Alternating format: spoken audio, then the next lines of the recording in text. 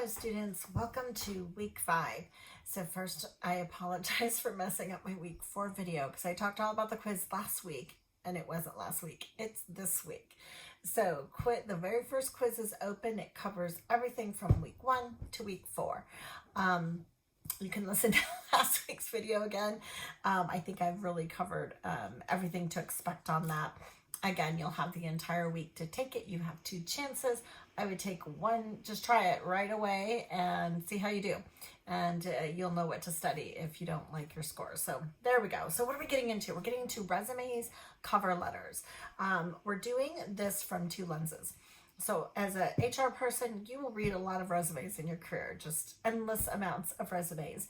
And so there are definitely some things you want to look for. And so the way I decided to teach it is teach you what to look for by teaching you how to do how to revise your own resume. Tips, tricks, etc. So we are going to spend time updating your resume. Here's a recommendation that I always have for everyone. Instead of making a New Year's resolution, because very often New Year's resolutions are coming on by the time, I don't know, President's Day happens or George Washington's birthday or whatever that January holiday is, and we've already forgotten about them. So here is a neat trick instead. Every New Year's, while you have maybe a little extra time off at Christmas and you're just sitting around and you've got full turkey belly, start jotting down some notes. What have you accomplished in the prior year? What's changed? What new activity has happened? What new organization have you joined, or new club are you doing, or new role you've taken on, or new task you've taken on? So if every single year you update your resume, then you always have a fresh and ready to go resume. You never know when that perfect job is going to come along and you want to be able to quickly apply for it and get your name in first. If you have to spend 3 weeks updating your resume, the job's probably going to be gone by the time you get it updated. So we will review what to look for in a resume by, in fact, doing our own. So there's a lot of information about resumes. So I included some information. Myself and your training manager, if you've taken training and development, Jess Matley, we did combined, the 2 of us did a webinar, and it was a quick 30-minute down and dirty on how to improve your resume and how to virtual interviewing tips, so how to do Zoom interviews. And she covered the resume parts, and we used some material she had, some I had, and something I created actually for this class a while ago was a resume checklist. So reviewing those tips, tricks, the PowerPoint, and the resume checklist, you're going to use that to get out your own resume, red pen it, go through it, clean it up. And in there, that will, again, the reverse learning is, by cleaning up your resume, what to look for.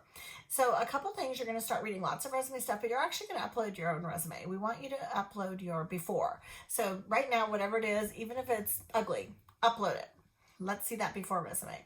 Then go through all the lessons and start doing the self-review, the self-checklist, the self-cleaning up, and fix it as you go. You're also going to find some interviewing, some resume tips with Don Finn. Don Finn is a great HR partner to our program. He's helped Don and I by giving us free workshops for students, and he's a good sharer of information. So I always share out a lot of his stuff. I think he has some good stuff. So I put some extras for Don Finn out there. Anyway, so that's what you're going to start with doing there, because one of our future projects is I'm going to partner you up with a student, another student, and you guys are going to help each other. So upload your before, work on it, edit your resume, then you're going to switch resumes with another student and you're going to help each other improve. And again, having another set of eyes look at it, that's what's going to improve yourself. And then, so that's what we're going to launch into. There's actually an article too that we're going to start looking at on types of interviews. It's just a couple pages, brief start, no chapter reading this week. It's all just all the uploaded materials. So types of interviews, because we got a lot to cover about all the different types of interviews and how to do them, etc. And we are very close coming up on our live student presentation. So there's not a lot of extra work this week, because I do expect that you'll be spending time putting together your presentation and making sure you have something interesting to share with us.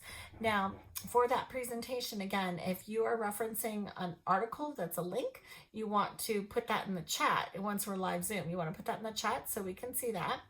If you are talking about a book, you want to cite the book. So we want to know where that source is coming from. Maybe it was a news article and I saw it on ABC News on October 10th and at 6 p.m. And so just wherever you got that source, we want to know where that came from. And then you're going to talk about it using the outline that was provided. So I'm excited to see all those presentations. And that's it for this week. So week 5, and we're starting to get into the juiciness of interviewing. In live class, we would do a lot of interview practice. So I'm gonna have to figure out how to best make that happen, or be able to do it in a way that's still a lot of fun, that you can learn from others, and create.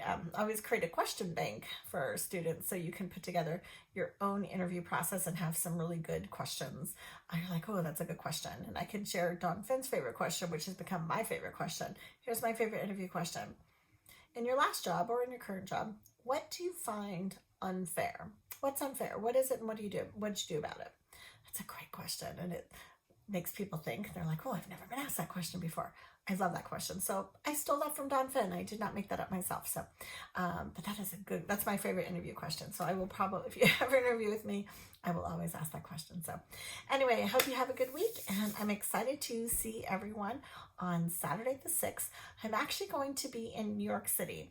I do some training work for a company called National Conflict Resolution Center, and I'm going for a couple days to do some sexual harassment and bystander challenge training. So I'll be in New York City at a different time zone. So, but I'll see you at your 10 a.m.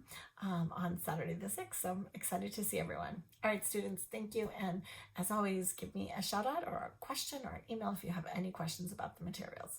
Thank you so much. And I look forward to seeing you live again soon. Bye-bye.